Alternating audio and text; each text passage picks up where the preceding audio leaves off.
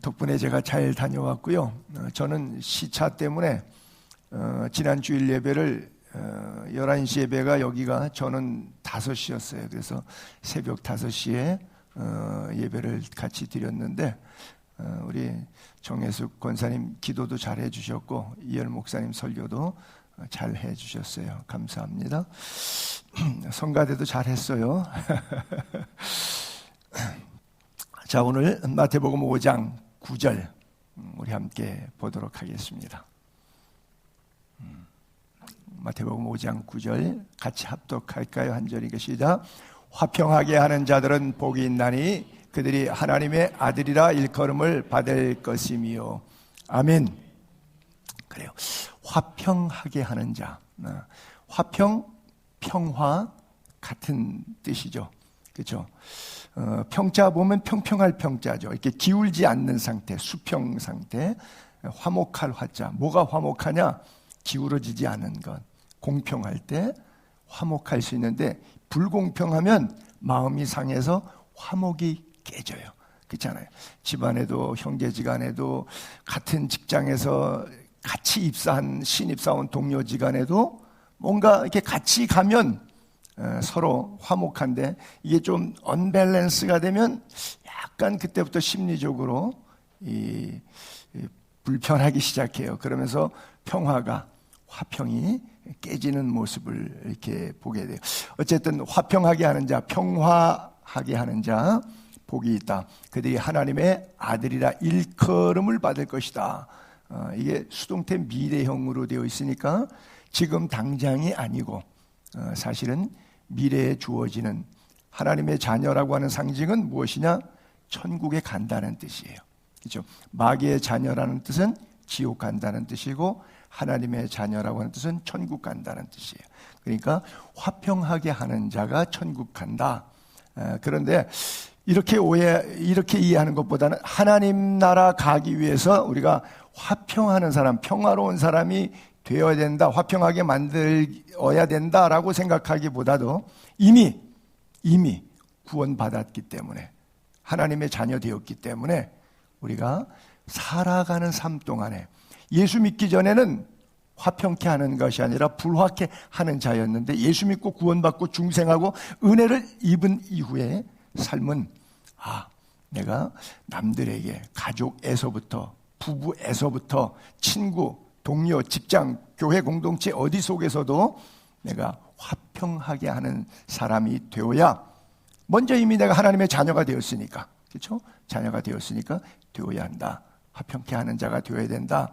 그렇게 이해하면 더 좋을 것 같아요. 그래서 즉 21세기의 작은 예수로 살아가라는 하나님의 말씀으로 생각하면 될 것 같아요. 그래서 화평하게 하는 자를 담을 쌓는 자와 벽을 쌓는 자와 담을 허무는 자, 벽을 허무는 자 있죠. 인간관계 속에서 자꾸 이렇게 감정에 의해서 담을 자꾸 쌓아가는 사람, 그런가 하면 자꾸 담을 이렇게 허무는 사람, 무엇이 진정으로 화평케 하는 사람인가를 우리가 생각해 보면 좋을 것 같아요. 제 핑계고 변명인데 목회하면서 제일 힘든 게 저는 이제 중간지대 제3자 입장에 있는데 이제 이쪽 교인 뭐 신파 또 저쪽 교인 구파 제가 창립했을 때부터 이게 사이좋게 지내면 좋은데 신파 구파가 사이좋게 안 지내더라고요. 이쪽에서면 저쪽에서 나한테 공격 들어오고 저쪽에서면 이쪽에서 나한테 공격 들어오고 그래서 어느 장단에 춤춰야 될지 그러다 보니까 제가 추는 춤은 엉거주춤이 되었어요.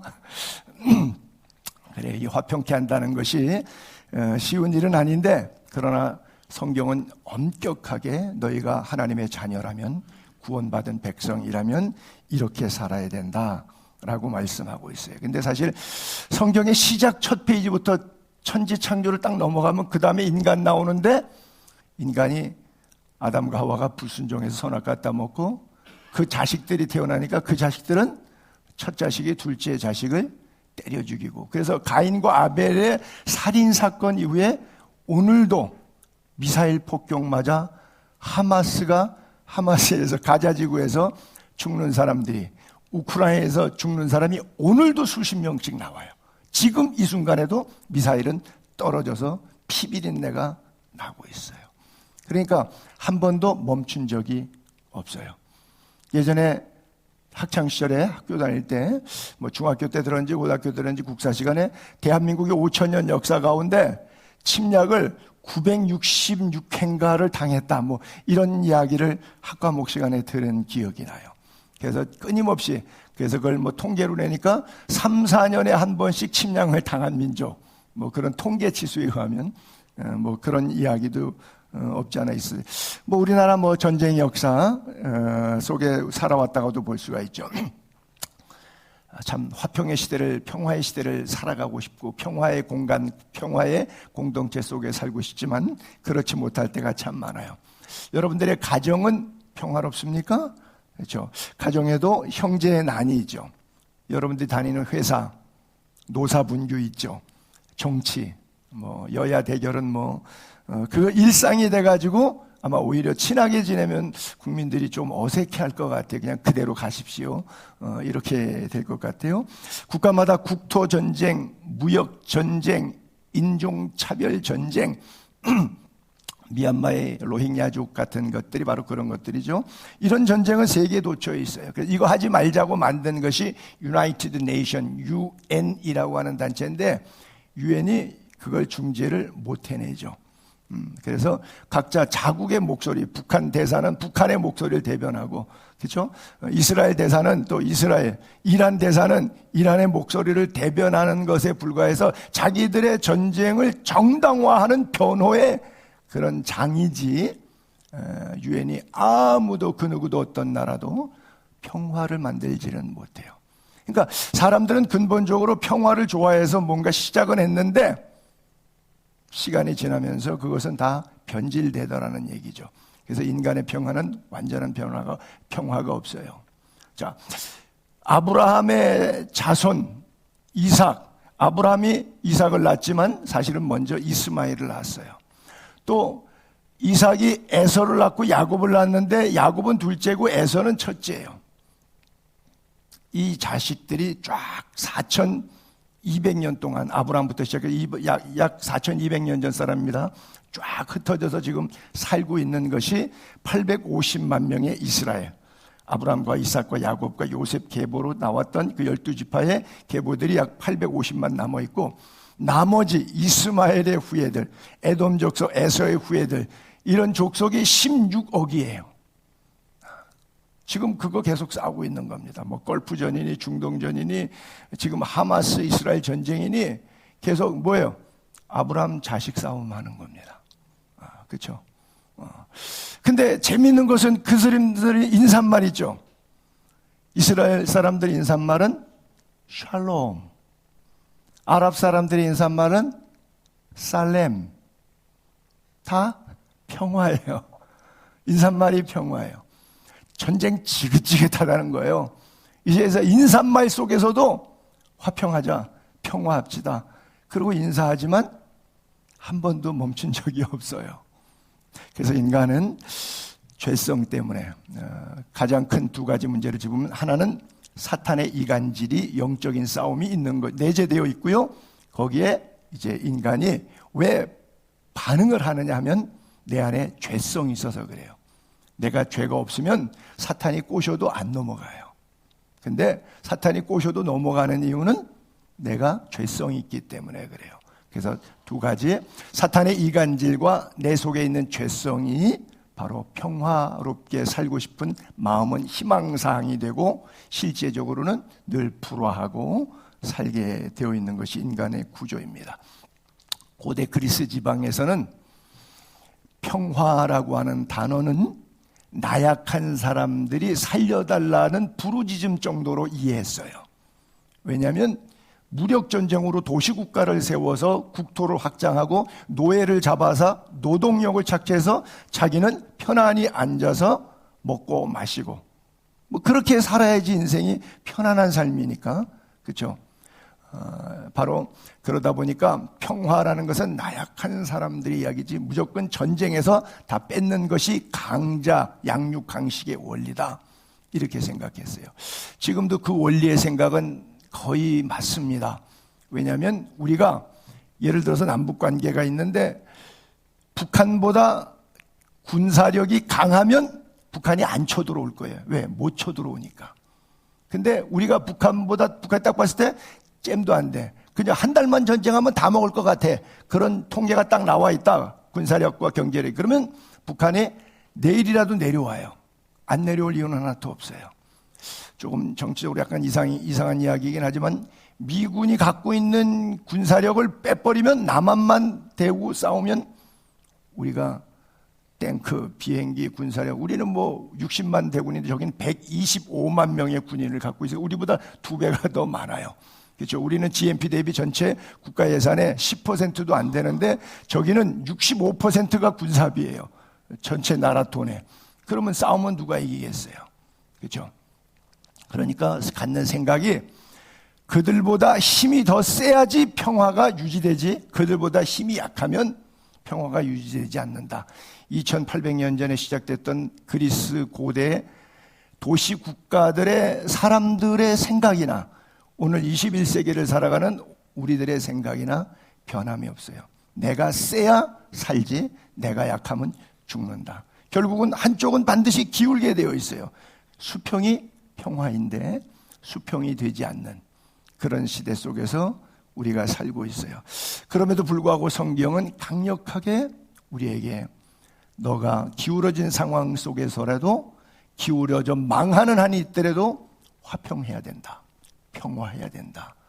그래야 하나님의 자녀가 된다. 그러면 예수 안 믿는 사람 입장에서는 하나님의 자녀, 하나님도 싫은데 하나님의 자녀 된다 그러면 더 싫죠. 그렇다면 선물이 평화하는 자에게 주는 하나님의 자녀라고 하는 것은 내가 원치 않는 거니까 나는 평화를 원치 않는다. 이런 개념으로 인간 사회 구조를 살아갈 수밖에 없는 것이죠. 아랍 사람들을 생각할 때 이스라엘 사람들은 뭐라고 말하느냐?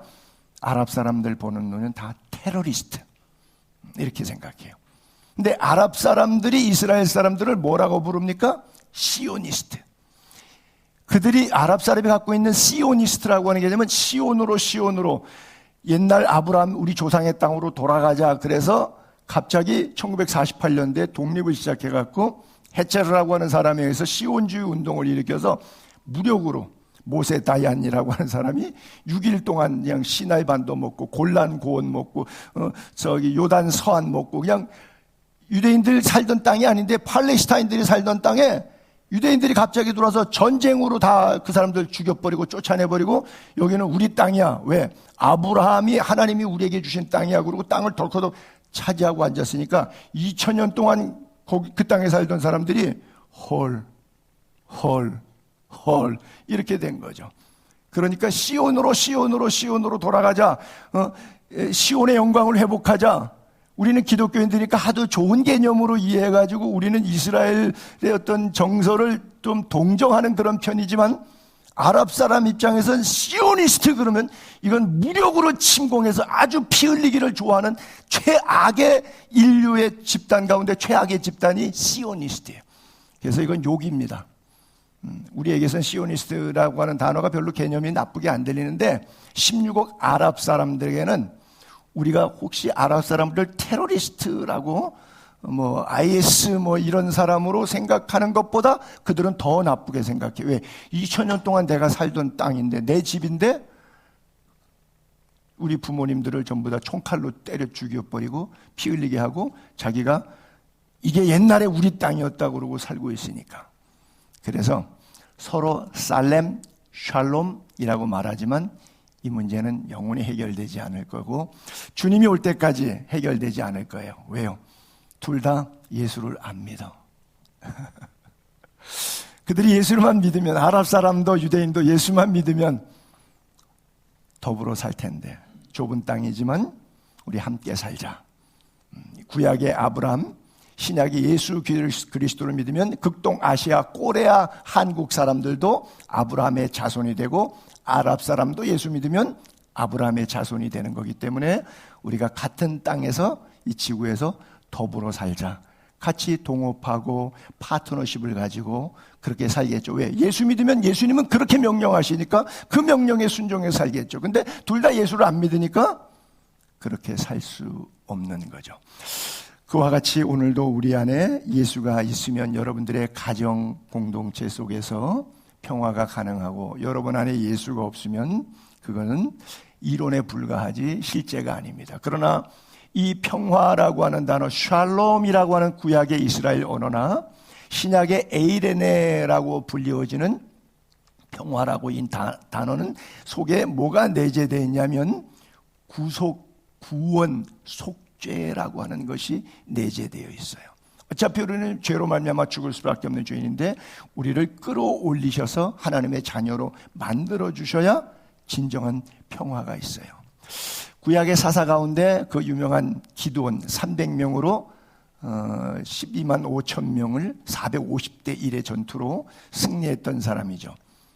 그가 하나님의 부름을 받을 때 하나님 앞에 그럼 내가 사사가 되겠습니다. 그러면 사사에 대한 표징으로 하나님께 예배를 시작합니다. 그리고 번제를 드리기 위해서 고기를 잡아갖고 염소 새끼 한 마리 준비하고 무교병을 구워가지고 국과 함께 올려놨어요.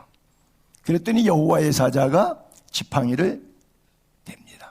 그랬더니 반석에서 불이 나와요. 아하, 내가 여호와의 사자를 봤으니까 이제 죽게 생겼다. 아니다, 죽지 않는다.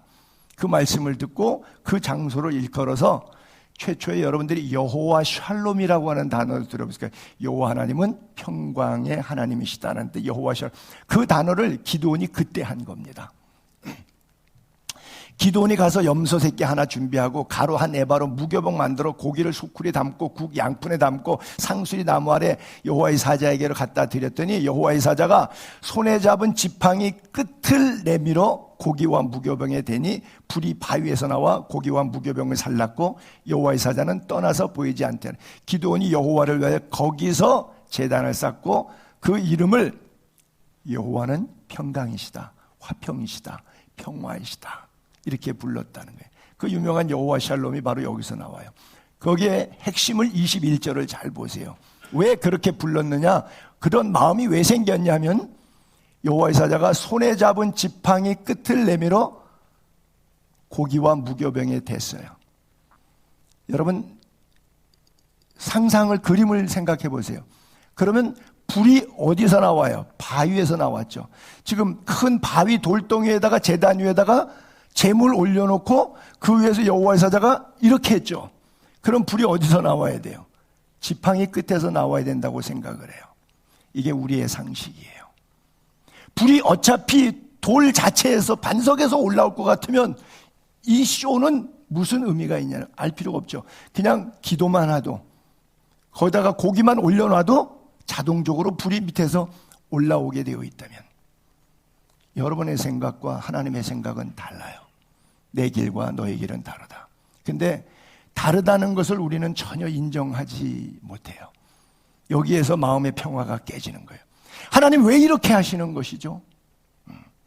제가 아테네 한인교회에 있을 때도 어떤 부인이 기도하는데 통성기도 시간에 하나님 이렇게 하시면 어떡해? 막 이러고서는 막 기도하는데 내 귀에 소리가 들리더라고요. 하나님 이렇게 하시면 어떡해? 그러니까 그 여집사님의 가슴에 평화가 있겠어요? 없겠어요?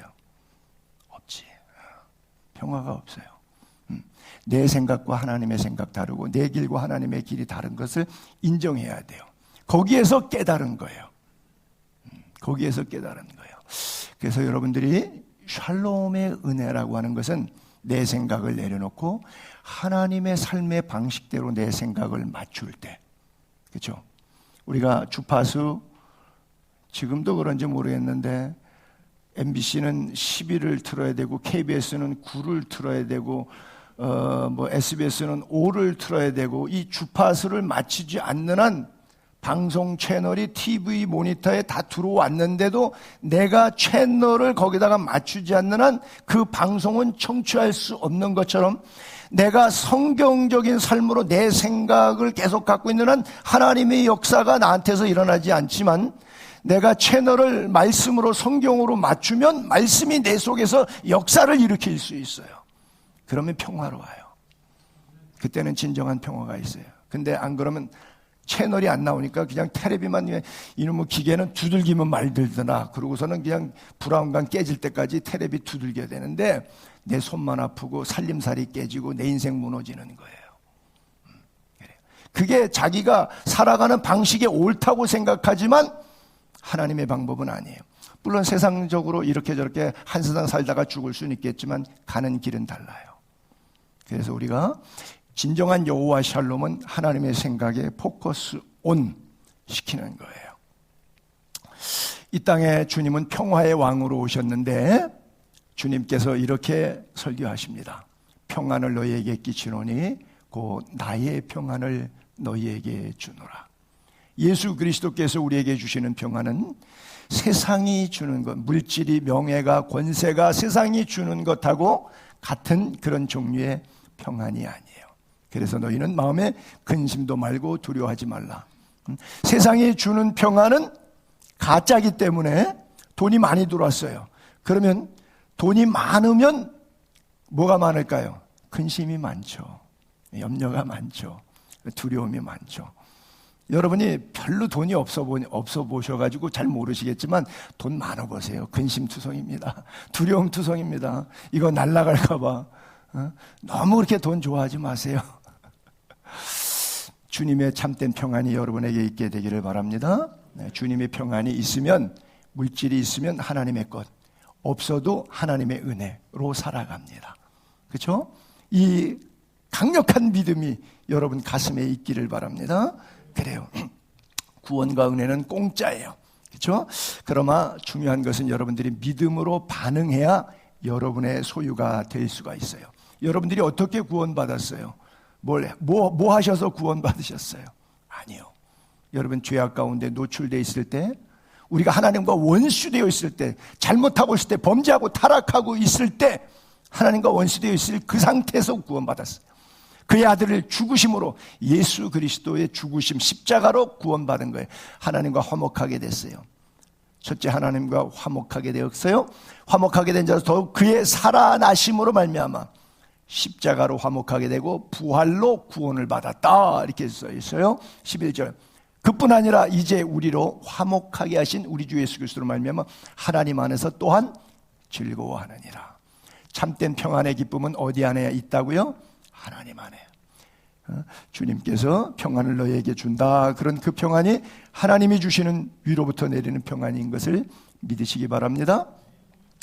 웨슬리 뉴비긴이라고 하는 사람의 사진을 잠깐 올렸는데, 영국 사람인데 40년 동안 인도에 가서 선교했던 선교사님이에요. 이분이 쓴 교회론이라는 책, 교회가 무엇인가라는 책에 보게 되면 40년 만에 영국에 오니까 영국이 변질됐어요.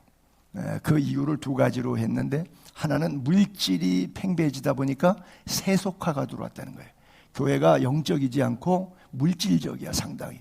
그래서 교회의 세속화가 영국 교회를 무너뜨렸다는 것이고, 두 번째는 다원주의 종교사관, 범신론. 이것도 오케이, 저것도 오케이, 이 사상도 괜찮아, 저 사상도 괜찮아. 그래서 이 두 가지, 세속화와 다원주의 두 개가 영국 교회를 무너뜨렸다. 40년 동안 현장 선교사로 있었던 영적인 날카로운 시각으로 자기를 파송하고 후원하고 기도해줬던 조국 교회, 이 영국 교회를 바라봤을 때 그의 심장이 그랬어요. 그가 그의 책에 인도에 있을 때 선다람이라고 하는 공군 장교가 있는데, 그 사람이 일본제 철제 지휘봉을 갖고 있는데 그 지휘봉에 대한 내력의 이야기를 간증 들었는데 그랬대요.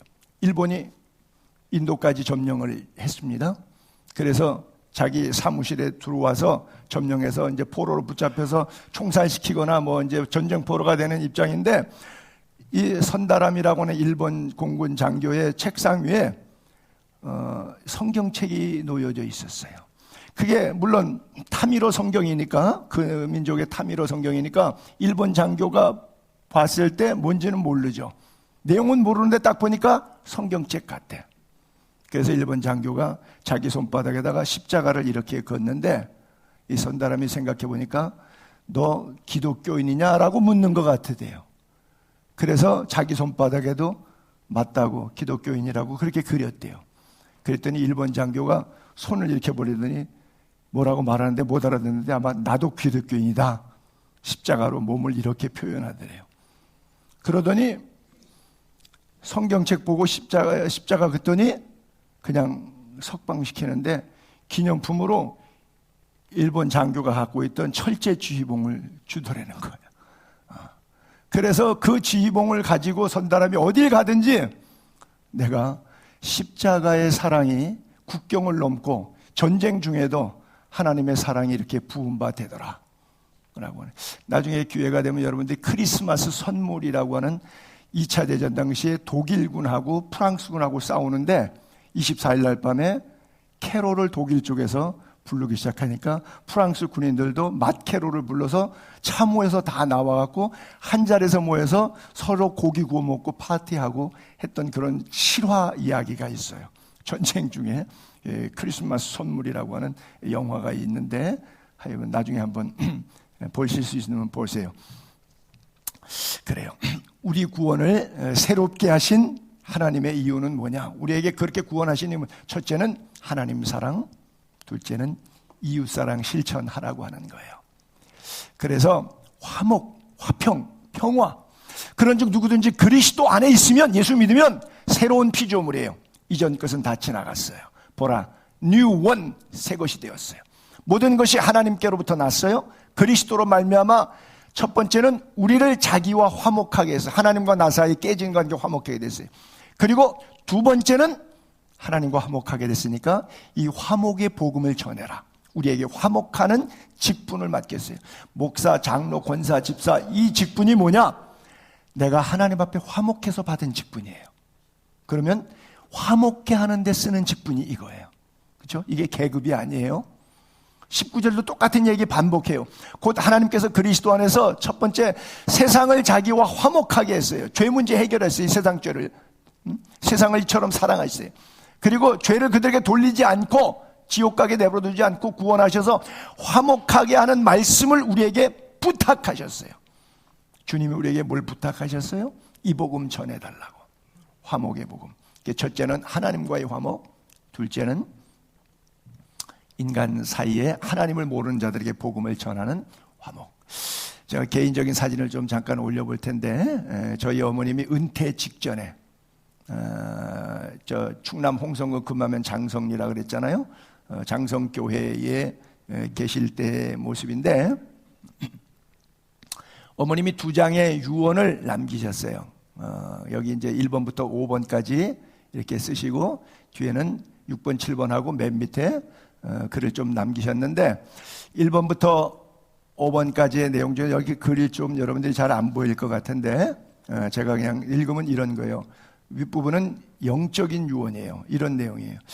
하나님께서 나에게 배운 것이 없는 나에게, 하나님께서 가장 배운 것이 없는 나에게 하늘의 기업을 주셨다. 그러면서 두 번째, 하나님 앞에서는 진실과 성실과 충성된 일꾼들이 모두가 될 것.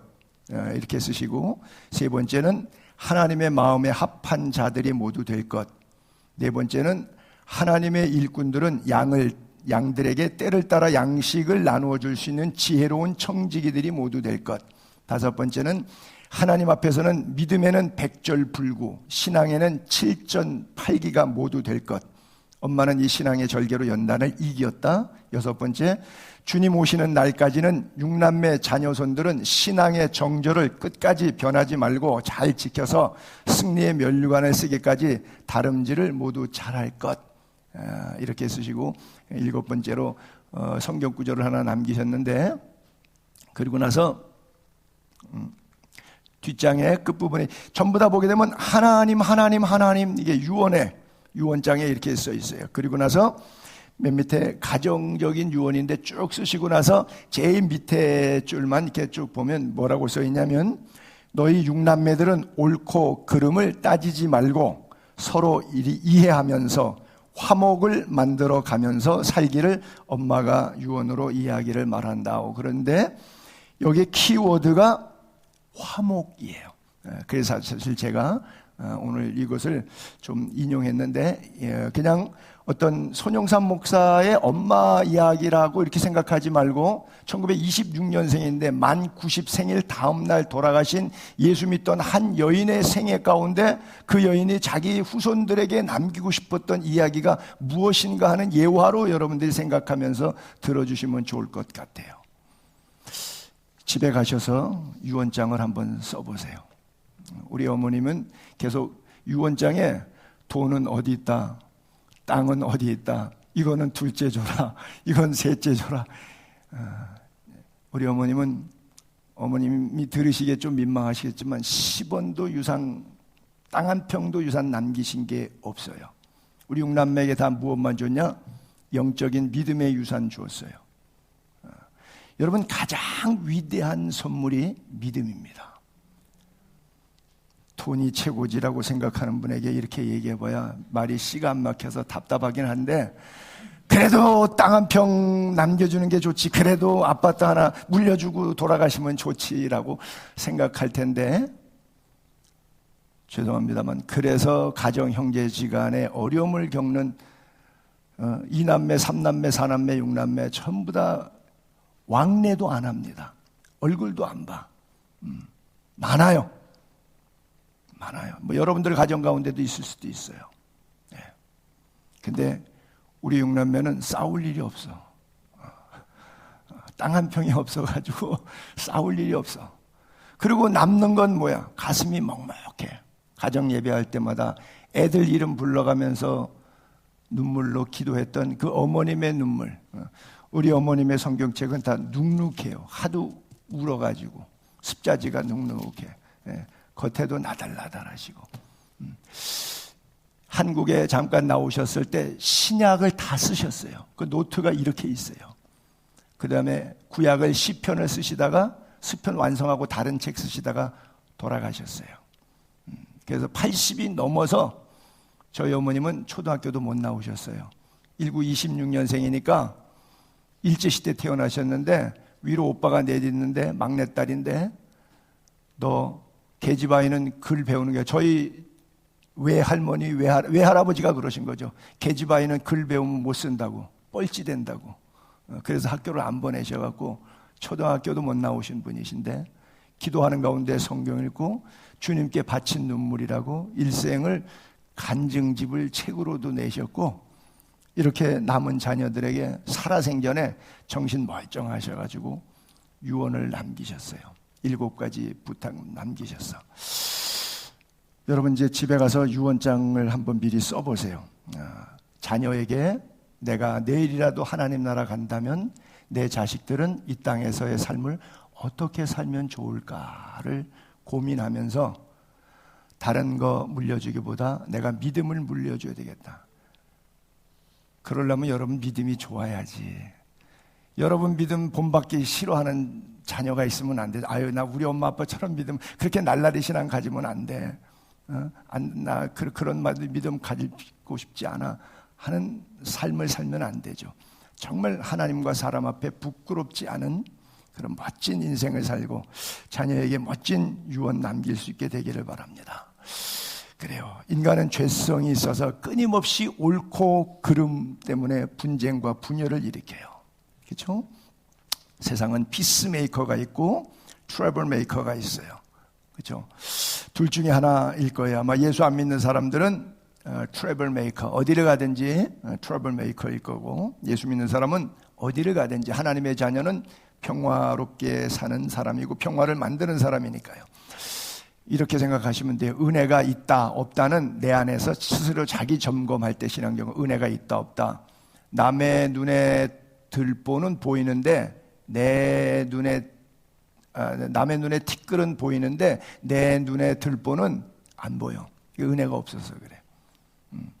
근데 남의 눈에 티끌은 안 보여. 왜? 내 눈에 들보 때문에, 내 지은 죄 때문에 감당할 수 없어서 늘 울어도 눈물로도 다 갚을 수 없는 은혜라 고백하며 살면 은혜가 있는 거고, 그렇죠? 그래요. 그래서 성경은 뭐라 그래요?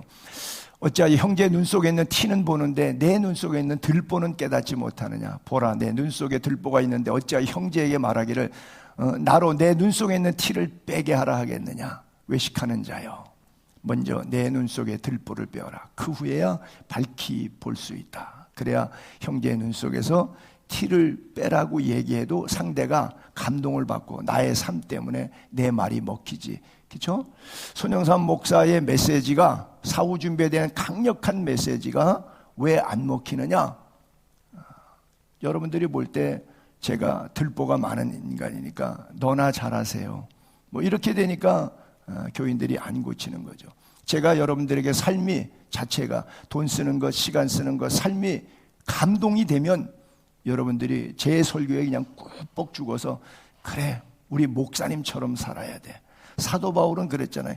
내가 그리스도를 본받은 것처럼 너희가 나를 본받는 자가 되라.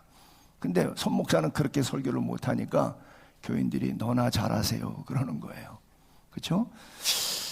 여러분 참 가슴 아픈 이야기인데 여러분들도 여러분들의 자녀에게 정말 난 우리 부모님처럼 예수 믿다가 하나님 나라 가야지, 이런 믿음 갖게 되기를 바랍니다. 그게 화평케 하는 자, 평화를 만드는 사람, 하나님의 자녀의 모습이에요. 그래서 예배를 드리다가 형제에게 원망들을 많이 있거든 예배 드리기 전에 먼저 형제와 화목하고 평화하고 그 후에 예배를 드려야 돼요. 여기 예물은 물건을 얘기하니까 물질이 될 수 있어요. 어떤 사람은 영과 진리로 예배는 안 하는데 교회 올 때 뭐 취사 봉사하러 또 뭐 성가대 하러 뭐 자기가 뭐 봉사 때문에 오는 거예요. 아니요, 영과 진리로 예배. 저나 우리 부교육자들에게 제가 종종 하는 얘기인데, 손영삼이가 주일날 교회 올 때 하나님 앞에 죄인의 모습으로 영과 진리로 예배하기 위하여 와 있으면 이 예배는 하나님 받으시는 예배인데, 내가 설교하기 위해서 와 있다. 그럼 이미 나는 설교하는 자라고 하는 일, 사역, 봉사, 섬김 중심에 빠져 있기 때문에 내 마음속에 하나님을 향한 신령과 진정의 마음은 감소되는 거예요. 그래서 그 무엇이 중요한 것이 아니라 찬양할 때도, 무엇을 섬길 때도, 헌금을 드릴 때도 내 마음이 하나님을 향해서 영과 진리로, 하나님과의 화목, 인간과의 화목, 이것이 먼저다. 그래서 봉사하다가 시험 드는 경우가 다반사로 있는 것들이 바로 그런 거예요. 그래서 선을 행하는 사람과 위선을 행하는 사람, 사람은 구분하기 어렵지만 하나님의 눈에는 정확히 구분이 돼요. 북한이 맨날 조선 민주주의 인민공화국이라고 민주주의라 그러죠. 거기 민주주의 맞아요? 아니요. 북한 사람들이 평화 얘기해요. 그 평화가 우리가 생각하는 평화하고 똑같을까요? 통일 얘기해요. 우리가 생각하는 통일하고 북한이 생각하는 통일이 같을까요? 아니죠. 인간의 욕심이 끝이 없어요. 일본은 섬나라예요. 섬이 수천 개, 수만 개, 몇 개인지도 몰라요. 근데 사람도 못 사는 조그마한 독도 가지고도 우리나라하고 지금 국토 분쟁하잖아요. 그 많은 섬 다 평생 살다가 죽어도 땅 남는 땅인데도 그거 하나 지낼 거라고 그러고 싸우는 게, 그게 인간이에요. 그거 국가이든 뭐 북한 문제든 일본 문제든 내 문제라고요. 그것이. 그놈들 나쁜 놈들이 아니요, 당신이에요. 그 화살을 당신에게 돌리세요. 내가 나쁜 놈이에요. 남이 나쁜 놈이 아니고. 그런 거예요. 진짜 전쟁은 내 마음에서예요. 그래서 뭘 지켜야 돼요? 내 마음을 지키라 그래요. 구부러진 말, 삐뚤어진 말, 그렇죠? 여기 뭐 마음, 입술, 눈꺼풀, 발, 전부 다 신체 조직을 이야기하고 있는데 이것이 어디를 중심으로 향해야 돼요? 하나님을 중심으로 행해야 돼요. 그래서 마음을 다스린 자는 나라를 빼앗고 나라를 다스리는 것보다 더 낫다고 성경은 말씀하고 있어요. 하나님의 자녀가 된다는 것 가장 위대한 축복인데 세상 사람들은 하나님의 자녀 되는 거 별로 관심이 없어요. 누누이 말씀드립니다만 사랑하는 예수의 교회 지체들이요, 사후 준비 똑바로 하고 삽시다. 하나님이 오늘 내 영혼을 부르셔도 주님, 제가 이렇게 살다 왔습니다. 주님이 말씀하신 심령이 가난한 자의 팔복으로 비토게, 오늘 7번째 복인데 이런 복된 삶을 살았습니다 라고 고백할 수 있는 성도님들이 될 수 있기를 바랍니다. 그래요. 인간의 욕심이 참 끝이 없는데, 제가 금년 2월달 뉴스에 여러분들 다 아는 건데 부영건설의 이중근 회장이라고 하는 사람이 거기 전 직원들 가운데 출산 장려금으로 1억 원씩 다 나눠줬잖아요. 그리고 자기가 사는 고향 동네 마을 사람들 다 한 5천만 원씩 이렇게 다 줬더라고요. 그리고 중학교 동창은 1억씩 주고 고등학교 동창은 5천만 원씩 주고 뭐 자기 세운 아파트 부영건설에는 각 가가호호마다 참치 한 세트씩 다 돌리고 했는데 토탈 돈을 보니까 작년 통계 재계의 경제 세계에 26위 했어요. 그보다 돈 더 번 기업이 뭐 삼성이든 현대되거든 25개가 앞에 더 있어요. 26위 했는데 얼마를 이번에 지출했냐면 1조 1,000억 원을 기부했어요. 1조 1,000억 원을.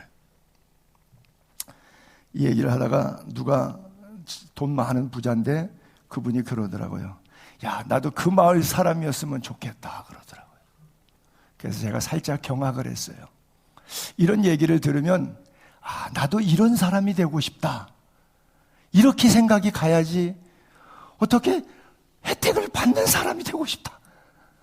아, 인생이 얼마나 초라해. 그 사람도 엄청난 부자인데 그런 소리 하더라고요. 생각하는 게 다르면 위인이 어떠하면 그 생각이 어떠하다. 성경에 있는 그대로인 것 같아요. 그래요.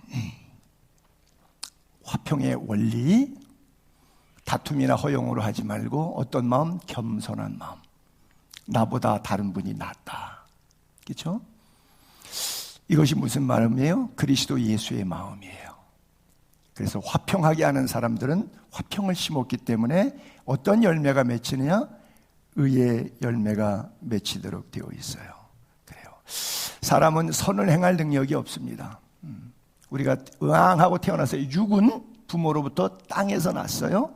근데 영은 뱃속에 하나님이 생명을 넣어줬는데 영혼은 위로부터 왔어요. 그래서 사람이 죽으면 육은 모태로부터 난 육은 흙이기 때문에 흙으로 돌아가요. 근데 혼이 있어요. 영혼은 어디로 올라가요? 하나님께로 다시 돌아가요. 짐승의 혼은 땅으로 내려가요. 그래서 어떻게 살 것이냐? 영으로서 몸의 행실을 죽이면 사는 거예요. 그것을 하나님의 아들이라 그래요. 하나님의 아들은 영적인 삶으로 몸의 행실을 죽이는 삶. 또 주 예수 그리스도를 영접하면 십자가 구속을 믿으면 그 믿는 자들에게는 하나님의 자녀가 되는 권세를 주신다 그랬어요. 어떤 사람이 하나님의 아들이 돼요? 다 믿음으로 말미암아 그리스도 예수 안에서 하나님의 아들이 돼요. 하나님의 아들이 되면 무슨 옷을 입어요? 흰 옷을 입어요. 세마포를 입어요. 성도의 거룩한 행실이에요. 그것을 그리스도로 옷 입었다. 여러분들의 입은 옷은 자아라는 옷을 입으셨습니까? 안 그러면 그리스도가 여러분들을 커버링하고 계십니까? 나는 여러분들의 인생이 그리스도로 하나님의 전신갑주를 입게 되기를 바랍니다. 하나님 아버지께서 어떤 사랑을 우리에게 베풀어 주셨어요? 하나님의 자녀라 일컬음을 받게 하셨어요. 까지는 십자가의 사랑이 있었어요. 어떤 사랑? 아들을 내어주기까지 사랑은. 우리가 그러하다. 그러므로 세상이 우리를 알지 못하면 그를 알지 못하면 예수 믿지 않는 이유는 우리가 예수 믿는 걸 이해 못하는 이유는 바로 하나님을 믿지 않기 때문이라고.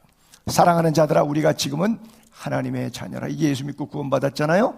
그러면 우리는 어떻게 돼요? 장래 하나님 나라 간다는 거예요. 어떻게 될지는 아직 나타나지 않아요. 아직은 죽지 않고 살아있지만 장래에 나타날 영광.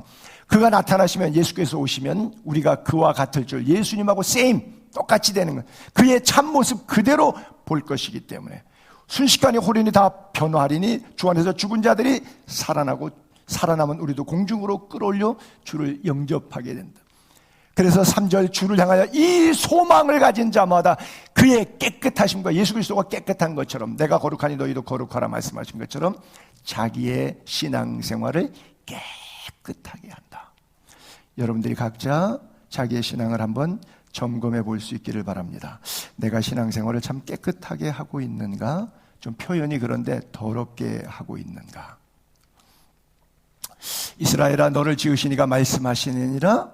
하나님께서 내가 너를 지명하여 불렀나니 너는 내 것이라. 이건 내 자식이라 이거죠. 내 아들이라, 내 딸이라 말씀하시는 거예요. 그래서 우리가 인생길 가면서 험산줄경을 넘어갈 때가 많죠. 물 가운데 지날 때 하나님이 함께 하셔서, 강을 건널 때 물이 너를 침범하죠. 네가 불 가운데로 지날 때 타지 않는다. 불꽃이 너를 사르지도 못한다. 왜? 대저 나는 여호와 너의 하나님, 이스라엘의 거룩한 자, 너의 구원자이기 때문에, 너의 하나님이고 너의 구원자, 너는 나의 자식이기 때문에 네가 물 가운데로 걸어가고 불 가운데로 지나가도 어떤 역경과 환난과 고난이 너의 삶을 휘몰아친다고 할지라도 내가 너를 구속하였다. 너를 지명하여 불렀다. 내 이름으로 불려지는 모든 자, 곧 내가 내 영광을 위하여 창조한 자를 오게 하라. 그를 내가 지었고 그를 내가 만들었냐. 예수 안 믿는 사람도 하나님의 창조 작품이에요. 그래서 하나님의 마음이 아파요. 그래서 8절은 그렇게 말해요. 예수 안 믿는 사람, 눈이 있어도 보지 못하고 귀가 있어도 듣지 못하는 백성, 예수 안 믿는 사람, 미전도 종족을 이끌어내라. 가서 전하라. 이 백성은, 예수 안 믿는 이 백성, 그 백성들도 내가 나를 위하여 지었나니 나를 찬송하게 하려 함이니라. 예배가 없는 곳에 예배가 있게 하는 행위가 바로 선교라고 하는 것이고 전도라고 하는 행위예요. 세상은 우리들에게 이렇게 말합니다. 우리 그냥 가만 두라고, 지옥을 가든 천당을 가든 내가 결정할 거니까, 내 인생인 내가 알아서 하니까 제발 나한테 그런 소리 하지 말라고. 종교는 자유인데 왜 자꾸 강요하냐고. 예수 안 믿는 자녀들 얘기하면 그런 얘기 많이 하죠. 그럼에도 불구하고 성경은 분명히 단호하게 말씀합니다. 가만 놔두면 지옥해. 가만 놔두면 지옥행이야. 어찌하든지 간에 가서 전하라.